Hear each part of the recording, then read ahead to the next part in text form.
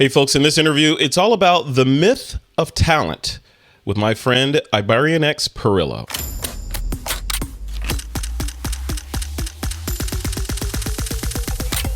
This is TWiP. Hey, welcome back to This Week in Photo. I am your host, Frederick Van Johnson. Today, it's a deep discussion. We're going to be talking about talent, the lack thereof, how to get it, and the myth of it. And here to do that with me is my friend, Mr. Ibarionex Perello of the Candid Frame fame. What's going on, Ibarionex? What's going on down there in LA? Hey, man, it's nice and warm. Is it hot or warm down there? It's hot up here. Warm. And it's going to be hot. Yeah. Last year it was like over 112 for about a week or something like that. So that's hot for me now. Yeah, that's not conducive to human life. Yeah, this is nice and comfortable now. Yeah. Stay indoors weather. That's in LA. That's the weather when you go out at magic hour.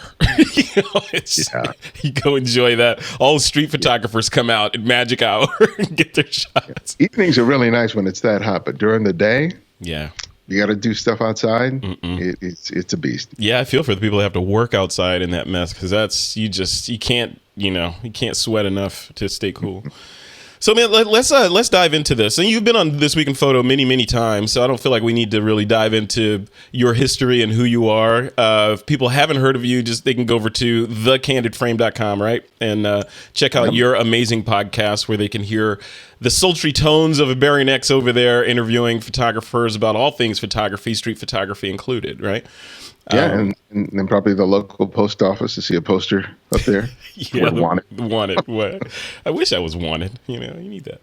But you and I, we were chatting before I started recording, and you sent me a note based on a note I sent to you about having you on the show, and you suggested doing an interview on talent or the myth of talent. And I wanted to just set the stage of that. What's the box that we're playing in here? Are we talking about how some people can get talent if they don't have it? It's a learned sort of thing, or that it's genetic, and if you don't have it, if you're not a virtuoso on the piano today, you're never going to be. Like, what's the box for us? Well, that's it. Just that. Exactly. What is it? Yeah. Whether you have to naturally be born into it, or is it something that you can develop? Mm-hmm. It is just something that has been on the forefront of my mind recently, just because I've been working with several photographers who are in the early parts of their career. But because of the show, I've interviewed hundreds of people, some of whom have been, considered legends in photography. So I felt like, there are a lot of assumptions that are made about talent. And one of the things I often experience with people who I'm teaching is they question whether they have talent or not. And so it's just like, well, let's talk about what it is, what it isn't, and see if we can provide some people some insight that might prove helpful, regardless of where they are right now in their sort of photographic journeys. Yeah, no, and that's perfect. That's kind of been on my mind too, because it kind of goes down that path of, what is art? What is fine art? What is talent? What is not talent? Is it subjective? What is, even pornography is what is art? What is pornography? In the world of talent, it's tough, right? Because some people will say, like I started off the discussion, some people will say, well, there's a natural aptitude towards being able to, in the creative world, being able to see light, understanding light, seeing shadow, understanding the interplay between light and shadow, understanding colors and composition. Some people have that intrinsically in the back of their head. They understand it so they can spot a good shot, where other people would just be like, well, I don't see anything. What are you looking at? So how do you get there, Ibarionex? So let's use that as a baseline. Do we agree that there are certain people that are born with a certain kind of innate talent in a certain area? Or is everyone a level blank slate, and it depends on your life experiences and other factors to determine if you're creative or not? I think there's like maybe 1% or less that are actually savants, like Mozart or someone like that. Mm-hmm. But even then, some people argue the fact that he put in more than his 10,000 hours, because he was playing piano from a very, very young age. So I think that the way I look at it is that talent are certain qualities that you are born with, but not so much that you're talented to become a painter or a musician. You may have some inborn skill isn't the right word. Aptitude. But you may have some natural aptitude in some way that, depending on the art, the craft, that you can leverage to your advantage as opposed to someone else. But I don't think that the possession of that aptitude makes the pool of people who become talented photographers as finite a one as most people would think. Yeah. Like the reference people say, oh, he or she has a good eye. And that if you have that innate skill, then naturally you'll become sort of a better photographer. But as much as some people may have a good eye in whatever way you may choose to define that, I think that a way of seeing is something that can be developed, and that the other, the ability to be able to see color in a particular way, or to see spatial relationships in a certain way, that may be an aspect of that good eye that that person may have, or it may only be part of what's at play. Yeah. So I think that there are innate abilities that each of us have, and the challenge becomes finding a craft, an art, vocation that leverages whatever those are. And then those of us who sort of are lucky enough to play in a variety of different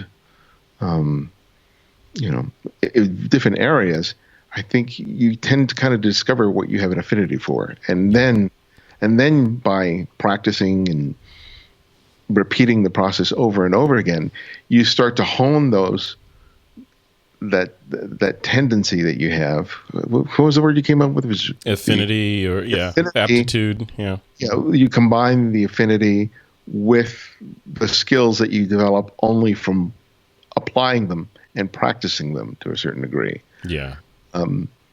That's interesting. But some people may have a head start beyond others just genetically, right? Like, for example, there's certain people that can recite pi to 100 digits out, where other people can only recite it to 3 digits out, right? Yeah, I can get to 3.14, but everything else, but then that same person may not understand how to communicate, in a podcast or something, right? So I don't know. So how do you those people who have the perfect pitch, those people who have a perfect pitch when they sing and stuff like that, which is something I do not have. Yeah, me either. Unless I'm in the shower, then it's just sweetness. Yeah, it's because there's the noise of the shower that's obscuring. Right. So can that person with a perfect pitch apply that skill to something else other than music? I don't know. But it's probably something in the sciences that apply to sound. So it's not necessarily that someone who has that affinity is only going to be able to utilize them in a particular finite way. I think there are a variety of different ways that you can use those strengths, those natural strengths, and if you can find something that favors them and something that you enjoy, I think it's great. That's the rub right there, right? There's that Venn diagram of the stuff that you have a high aptitude towards doing, the stuff that you love doing, and then there's the stuff that will put food on the table, right? And how do you get to that middle piece of that? And I would argue that middle piece of it is the definition of happiness. You're doing something that you're good at, you love doing it, and it's putting Teslas in the driveway. It's all good. Just keep doing that until you can't breathe anymore, right? But most people probably either have one, maybe if they're lucky, 2 of those circles in the Venn diagram. How do you get all 3, Ibarionex? Well, sometimes you won't get all 3. Yeah. I think that's just the reality of it. There's so many things that you have to take into consideration, when it comes to being a photographer, right? Yeah. So it's about an understanding of how things take shape within the context of a frame in terms of light, shadow, color, line, gesture. And then there's also the ability of being able to recognize all of those things in the real world and thinking of them within the context of the frame. Mm-hmm. Mm-hmm. There's someone is a food photographer. or someone is a wildlife photographer, there's sort of an understanding of how the real world translates into a photograph, which is really a hard concept to sort of translate, because despite how easy it is to make a picture, or to take a picture, it's really easy to take a picture, but making the leap to actually making a photograph is sort of a real challenging thing, because you have to translate so much in terms of what you're seeing with a naked eye, and think of it in context of a photographic print or an image that you see on the screen. And that only comes from, actively and looking at photographs and developing an understanding of what not only a good photograph looks like, but why it works. Yeah. And then being able to apply that knowledge, that information, into your own experience of taking a picture. Yeah, that excuse me. That reminds me of I was just, as we record this, it's April 23rd and 2019. April 22nd, 2019, Tesla and Elon Musk announced that they had introduced a computer into their new cars that does full self-driving now, right? Okay. And the tie-in to this conversation was that one of the people he had on stage, one of the engineers or scientists or whatever, was talking about how they train neural networks to see the world around them, and they were drawing the comparison between how humans see the world around them. Like, we could look at a dog, a certain breed of a dog, and then pick that breed out of a crowd of dogs after seeing one photo, where a neural network can't do that. You have to feed it thousands of photos of that dog in different situations and lighting situations and all that. And I think that feeds back into this conversation about, just learning to be a photographer. Some people are like the human in that scenario, where you could innately see a shot and immediately grok if it's good or bad or what's wrong with it, whereas other people need that 10,000 hours in order to get to that point. And to your point, you're still going to get to that point if you put the 10,000 hours in, if you don't have the natural aptitude, right? Yeah, but I think that if you have the natural aptitude, or you don't naturally have some aspect of this, I think what happens is not that one becomes necessarily better, but it may be a little faster way of progressing if you do have some of that natural aptitude. Mm-hmm. That it may take someone who lacks a particular aptitude in terms of seeing, it may take them sort of longer to be able to do it. But I don't think that the aptitude alone provides sufficient an advantage that the person with aptitude, you can automatically make the assumption that they're going to be the better photographer. Yeah. Does that make sense? Yeah, it does. That does. Yeah.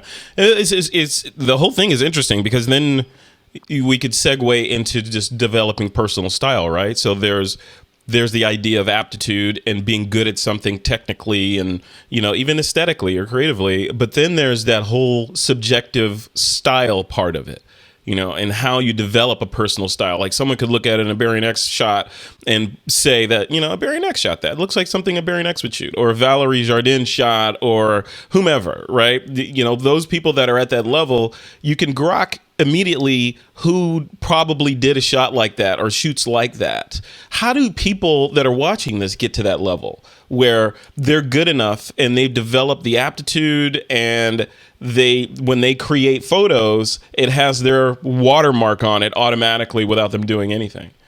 Well, this exact question is what sort of spurred the idea for the topic, because I've been talking with a variety of people on this whole area. We were talking about the fact that a lot of what we learn as photographers is emulation.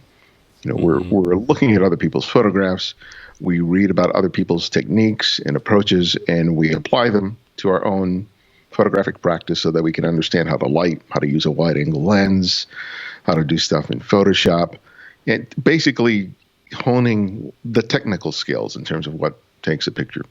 And what happens, I think, to a lot of photographers is that they get stuck in the emulation phase. Mm-hmm. They'll become really adept in terms of the technical side of photography, and they may be very good in terms of mimicking or mirroring what they see other photographers do, and they'll just sort of jump around trying different approaches and techniques of other photographers, and that's where they sort of end up. Yeah. And that's why you see a lot of photographers everywhere, whether it's Twitter or, Facebook, Instagram, a lot of people who look like so many other photographers. And yeah, but isn't that the what camera manufacturers want in a lot of ways? I mean, you see, you've got Canon with the Explorers of Light, and Nikon icons of imaging, and Panasonic with the ambassadors, all that. So you've got all these companies that hire on very skilled, talented photographers. I would presume so that people can see, hey, look at the shots that Joe McNally did on Nikon. I want to shoot like Joe McNally. Therefore, I need to buy a Nikon D8 whatever and a bunch of speed lights and go to town so I can shoot like Joe, right? So the company makes their revenue.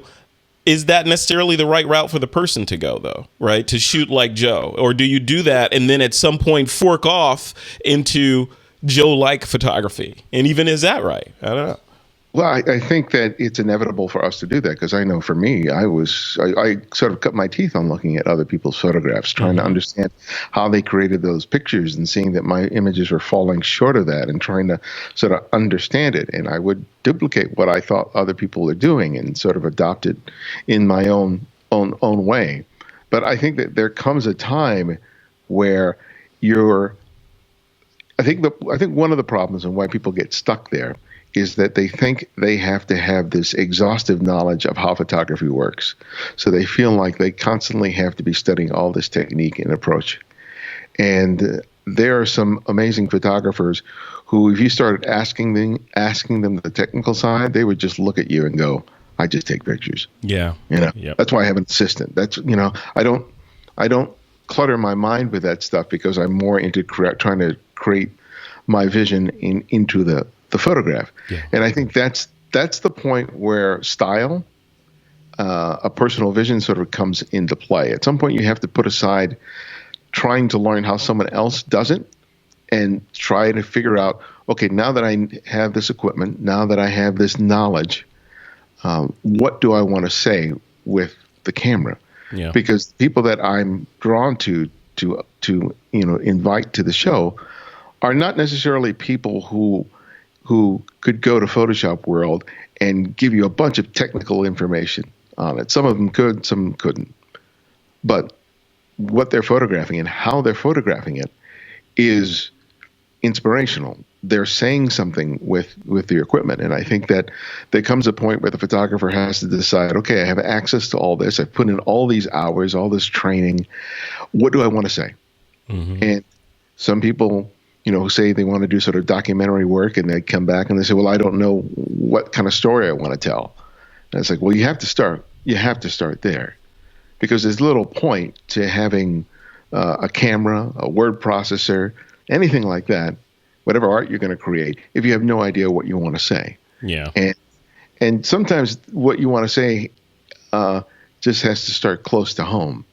So much of the work that I've seen from photographers, whether it's portrait work, whether it's documentary work, whether it's photojournalism, whether it's fine art, it's always rooted on something that they're passionate about, something that they're angry about, something that they love, something they're just trying to understand. Mm-hmm. And they use the camera as a means of being able to sort of explore it and say something about that. Mm-hmm. It doesn't necessarily mean that everything has to be high concept, but it requires you to kind of go, all right, I have this tool with me, and I'm able to express something about how I experience and see the world through it, and where do I want to apply it? And if you don't figure that out for yourself, then all you're doing is being, a poor copy of whoever you're trying to emulate. Yeah. I mean, I've seen, Mary Ellen Mark, famous documentary photographer. And she had a particular approach where she would shoot on film. She would use a square format on her medium format camera, and she would use flash. And very distinct style that was very much her. And then I would see other photographers, and I remember I saw one photographer's work. I said, this looks really familiar. And I just looked at his CV, and I saw that he was an assistant of Mary Ellen Mark. Mm. And it was like, okay, that's great. You got to study with her. But if I'm looking at your pictures and I'm thinking about another photographer, Right. You know? Yeah. Yeah. Then you probably failed, right? Because you become sort of an ad for that person, right? And the other negative is you don't want to be, quote, the next something, right? Jane Doe is the next, insert famous photographer's name, because, I hear that whenever people say that about a different person in whatever genre. I think of that as like, that's kind of an insult, right? Because you want to be your own. You don't want to be the next of something else. I'm not going down a road that was already been created. You want to create your own road, right? And you think about Annie Leibovitz, about that big picture that she had during the earlies and 80s and 90s, all those conceptual portraits of celebrities, right? And there were a whole school of people who followed that. But how many of those people do you remember now? Right. Yeah. Exactly. Right? Exactly. Well, segue into this. So there's the, and this is a tough question, right? I don't even know if it's answerable, but there's the idea of honing your craft and getting good as a photographer and paying your dues at the beginning and learning the f-stops and shutter speeds, and depending on how old you are, getting fixer and developer in your veins, from being in the darkroom and all that. But just learning the craft of photography versus, and put that in one bucket. Next bucket is, you know what? I don't care about all that stuff. Like you're saying, I don't care about all that stuff. All I care about is, I'm passionate right now about police violence, right? So I'm a photographer. I'm going to go out and document police violence and the stories that unravel behind that type of thing, or whatever your passion is at the time. You don't know anything about photography, but you know that, like you said, you have a story and a direction that you want to go in. What's the right way to approach this? Is it, let me get better as a photographer first, and then I'm going to go tackle this topic so I can do it justice? Or, this topic has a short shelf life, hopefully, in the case of that one, has a short shelf life. So let me go get in there and then I'll figure it out.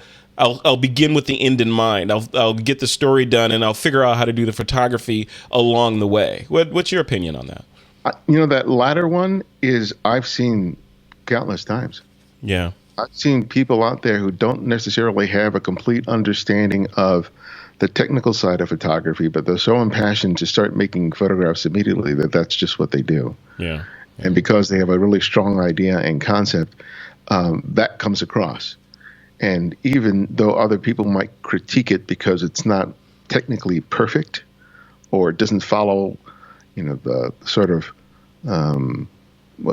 expected parameters of what a quote unquote good photograph is, but they're still able to say something really interesting, powerful, maybe even controversial with their photographs that someone who is very technically proficient isn't doing. I mean, I've seen perfectly constructed, created photographs that I don't feel anything about. Yeah. Nothing.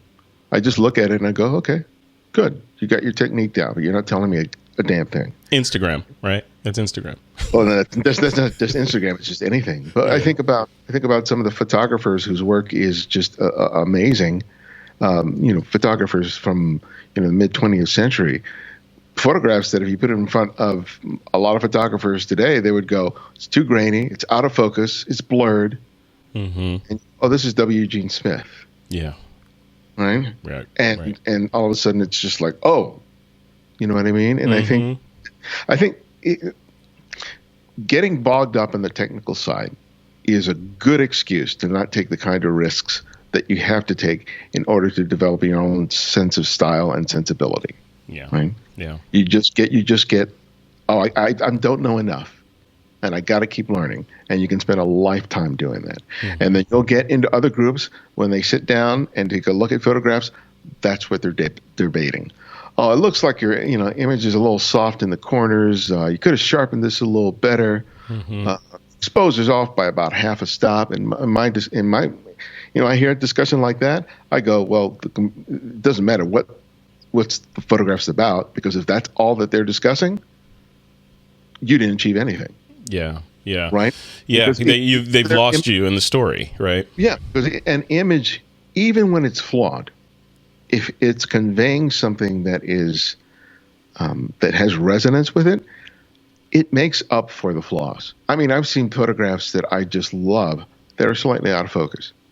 that are slightly blurred. Mm-hmm. Right? And I look at those photographs and I just marvel at it because of how that person saw the scene and captured it. And because Henri Cartier-Bresson, if you had that criteria of the images being perfect, a lot of those images wouldn't pass mustard. Right. Today's vernacular, and that's crazy. But if some people are very happy to stay in that place. I'm not one of them. But again, I don't consider myself one of the greatest photographers that it's ever been. I kind of understand what my limitations are, and I know what I need to do in order to get better. And I'm constantly thinking about those things because I'm taking bad pictures all the time, but I'm taking bad pictures in the pursuit of having a variety of different breakthroughs in terms of how I see and how I shoot and why I do it in the first place. Yeah. And so for me, emulation is not where I want to go. I don't even want to go out and recreate pictures I've already made that I know are good. For me, that's just wasted time. So every time I go out there, I want to come back with at least one photograph that looks unlike something that I would have created the day before, the week before, the year before. That for me is the sort of mentality that I think allows you to discover your unique voice and your talent as a photographer. But it's a scary place to be as well, because you're inviting critique, rejection, people not understanding what you're doing. And if you're not willing to accept that that's sort of the price that you have to take to find your voice, you never will. And it doesn't mean that you'll become, the greatest photographer of the 21st century, but you'll be the best photographer that you can be, in your lifetime. And that, I think, is something to sort of strive for. Yeah. If something else comes as a consequence of it, whether it's a career as a photographer, whether it's books, or a fine art exhibit, that's great, but that has to be sort of secondary to what you're trying to pursue for yourself as an artist. Everything else is just noise. Yeah, everything else is just noise. And then to wrap this up, how do you get beyond the noise, right? Because there's kind of a trifecta of noise out there. There's on the one side, here's back to that Venn diagram, right? On the one side, there's the constant wave of gear. You need the next best camera, you need the next best lights, and this lens is sharper than this lens that you bought 3 years ago. There, all that stuff, and even tripods, everything. It goes down, and people get on that gravy train of, I need this, I gotta have this next thing, right? We're all guilty of it. And then there's like you mentioned, there's the education side of it as well. You could be nothing wrong with being a lifelong learner, but you could get on that gravy train of okay, I'm not good enough. I need to take another class. I need to try this. I need to do that. And become a lifelong experimenter and never ever tell a story. And then there's the third circle, which is storytelling. Like how do you mix those, right? As a photographer, that's I want to get better. Should I just forego the first two and just say, you know what, Ibarionex is right. I'm gonna dive into story. I have this thing that I'm passionate about, and I'm gonna tell it. Even if I have to do it with my iPhone, I'm gonna tell the story, and then I'll grow from there. What's your advice to people out there that are kind of on one of those two previous gravy trains, either gear or education? You're gonna have to be incredibly honest with yourself, and realize you're either a consumer or a creator. And if you're a consumer, then you're subscribing to God knows how many YouTube channels to see gear reviews and people open boxes of cameras and seeing other people photograph. You look at all the everything in a magazine article, all about the technique. You get every time you sit down with other photographers, you're just sharing equipment. And you're basically looking at the latest brochures and looking at all the rumor sites, and basically you're consuming. You're not creating anything, you're just consuming. Mm-hmm. And if in a month's time you find that you're putting in more hours consuming content than creating, something's got to change. Yeah. And I think it's just too easy now to consume all this content. And because it's dedicated to photography, we think we're being productive. And because a lot of people complain about not having enough time to go out and shoot and make pictures. And if you're spending that kind of time consuming all of that, that's probably a big factor in you not growing as a photographer, because like we said before, you don't need to have all that knowledge, all that skill. I mean, if you understand the shutter speed and the relationship between shutter speed, aperture, and ISO and white balance, and you know how to hold the camera steady, go out and make the goddamn picture. Yeah. It doesn't have to be good every time, but it's just that you're putting in the time and you're sort of reinforcing the idea that I really love this, and I love it even more when I'm doing it, not just watching someone else do it. And, I struggle now with finding the time to photograph, but that's why I'm working on a bunch of personal projects that are accessible to me. I don't have the opportunity to go down and shoot on the street, so I'm doing a documentary project on my mother-in-law who started living with us back in last September. Oh, wow.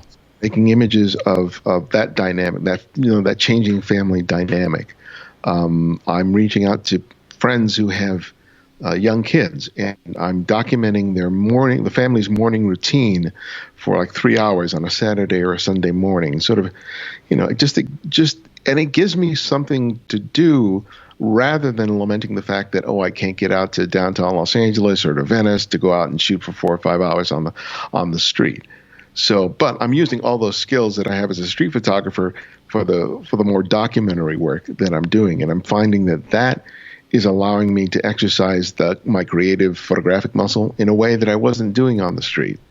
And it's challenging in different ways, but it's also probably more gratifying in ways that a lot of the street photography hasn't been for the last several years. So, again, find the time, make pictures that really matter to you, and don't be concerned about what other people are going to think about these. Don't worry about whether or not this fits into a particular category of photography. Mm-hmm. Is this street photography? Is this portraiture? Is this acceptable? Is this okay? Is this breaking the rules? Am I allowed to do that?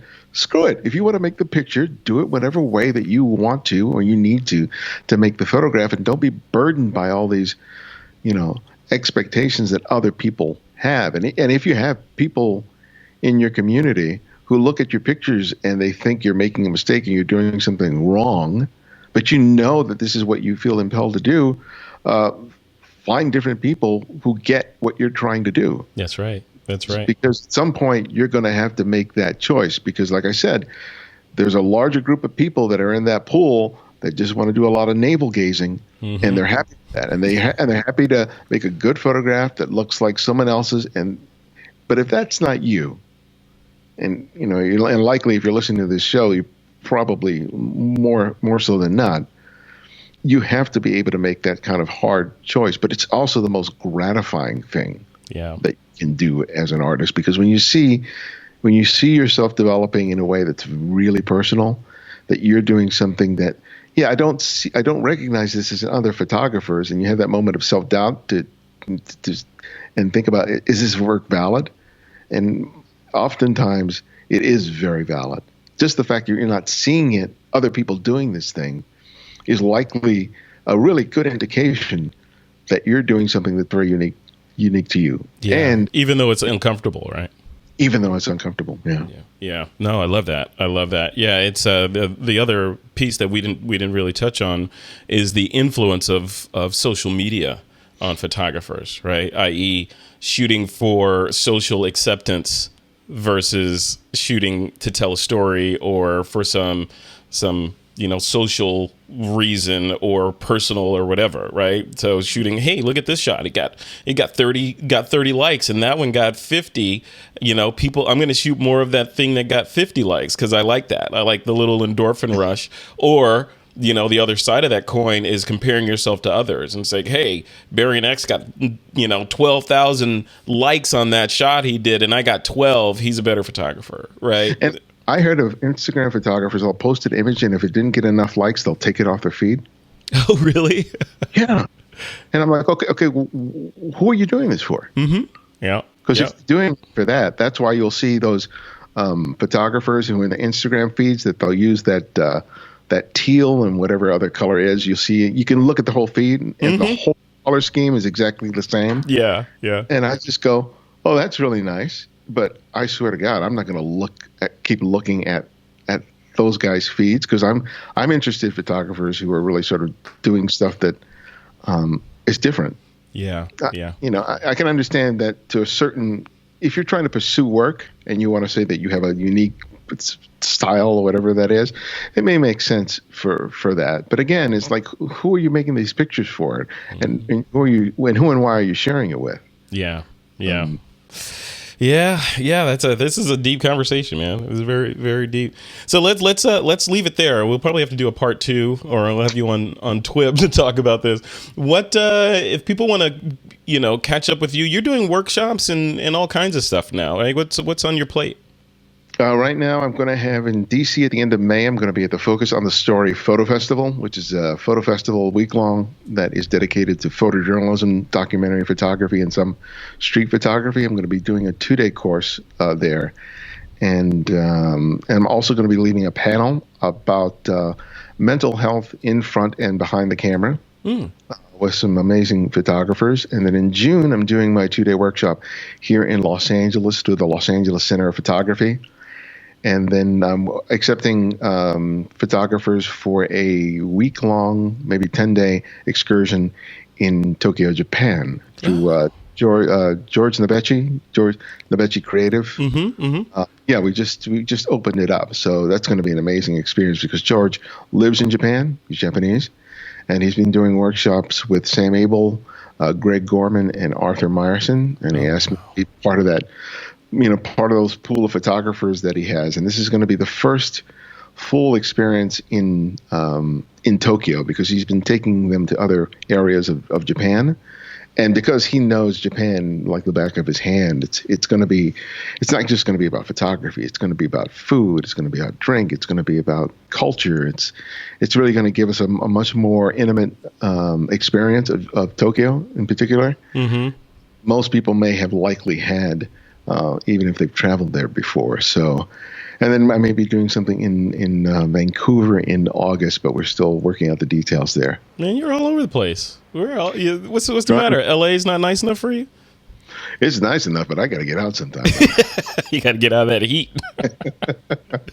All right, man. Ibarionex Perello, the Candid Frame. Thanks a lot, man. I appreciate having you on. That's going to be a good talk. So you said that's a focus on the story, right? I'll link to that in the show notes in the description for this YouTube video. And yeah, I'm interested to hear more about the mental health thing that you're doing. We did a couple of shows on mental health that were very positively received on TWiP. So yeah, that's a good tangent to be going down. So yeah, congratulations. And I also real quickly like to mention my book, Making Photographs, Developing a Personal Visual Workflow. It's kind of in line with what we were kind of talking about today, but that's out. And if people want to pick up a copy, if they go to the Rocky Nook website, which is the publisher, and they use the code Perello40, that's Perello numeral F40, 40, they can get 40% off the list price of the book.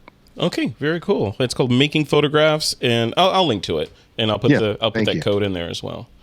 Cool, man. All right. Well, thank you so much for your time today, man. You get out there and enjoy that weather a little bit. I need some sun. Yeah, you do. Beautiful cocoa brown look that you have. I look a little pale. I know. You see, compared to me, you're a couple shades lighter. Just saying. Man. Just saying. You might want to get out there a little bit.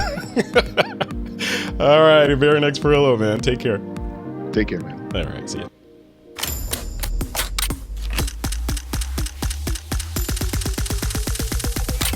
This is TWiP.